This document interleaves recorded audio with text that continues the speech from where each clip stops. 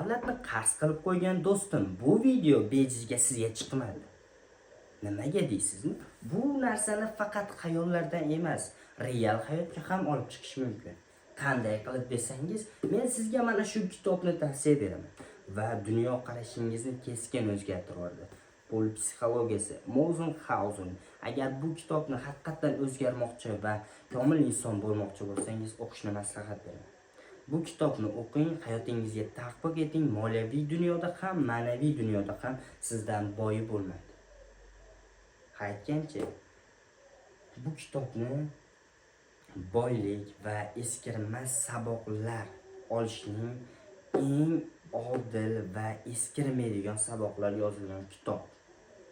Ya'ni sizga mana shu joyda bir narsani aytib ketaman. Pulga qanday andoq qilishni. Pulni to'g'ri idora qilish insonni aqlli darajasiga emas, balki uning xulq-atvoriga va turli muhim pallalarga o'zini qanday tutish bog'liq. Xulq-atvor qoidalari esa hattoki o'ta aqlli odamlar ham o'rganishi mushkul. Bu ya'ni sizning odatlaringiz va omillaringizga o'zgartirib sizni boy yoki kambag'al qilishi mumkinlik bo'lgan haqida yozilgan kitob.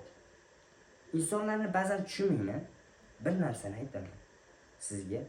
İnsanlar shunaqa darajadagi insonki, dunyo jari yoqasiga yetib qolganini quloqlari yaxshi sevib eshitishadi. Bunga nima uchun bunday demoqdasan desangiz aytaman. Hozirgi kunda 85-90% odamlar kredit botqog'iga botib qolgan. Ya'ni maishiy hissiyot beruvchi smartfon, uy, mashina, ya'ni qimmatbaho buyumlar. Bu matolarni qanchadir vaqt ishlatasiz va bu matolar o'smaydi, ya'ni narxi o'smaydi, sizning moliyaviy savodxonligingiz pastligi hisobiga. Ya'ni sizning sizga daromad kelib turadigan manba qilmasdan mana shu smartfon, mana shu uy yoki mashinani kreditga olib to'lashingiz va kelajakda qariganingizda sayohat va davlatlarda yaxshi yashashingizni o'rniga, ishlamasdan yashashingizni o'rniga siz mehnat qilishingiz, tunu kun mehnat qilishingizga majbur bo'ladi. Ya'ni ta'lim krediti, mashina krediti, xullas yoshlikni o'z vaqtida rohatlanib, farog'onlanib olay deb shunday kreditlarga botib ketmasligingizni oldini oladigan kitob. Ya'ni pulga qanday munosabatda bo'lishingiz va qanday omillarga tayanishingiz haqidagi kitob. Kimdir kambag'al, kimdir boy bo'lishiga oldini olib va rivojlanishi uchun sabab bo'ladigan kitob deb o'ylayman. Bu kitobda Bill Gates haqida, ya'ni qisqacha gapirib ketgan. Ya'ni Bill Gatesni qanchadir 3800 ta odam ichidan adashmasam Bill Gates kompyuter mutaxassisi bo'lib chiqadi. Ya'ni 3800 ta odam kompyuter bor maktabda o'qiydi. O'shandan Bill Gates birgina inson kompyuter mutaxassisi, asoschisi bo'lib chiqadi.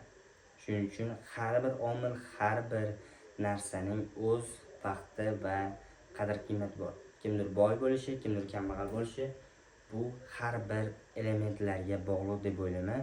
Aytgancha shu joyda aytib ketaman, Shahar Dolimovning kimdir kambag'al, kimdir boy degan videosi ham mana shu pul psixologiyasi va Shevbukning kitobida Muvaffaqiyat sirlari degan kitobdan deyarli luks ko'pya holatda ko'chirilgan.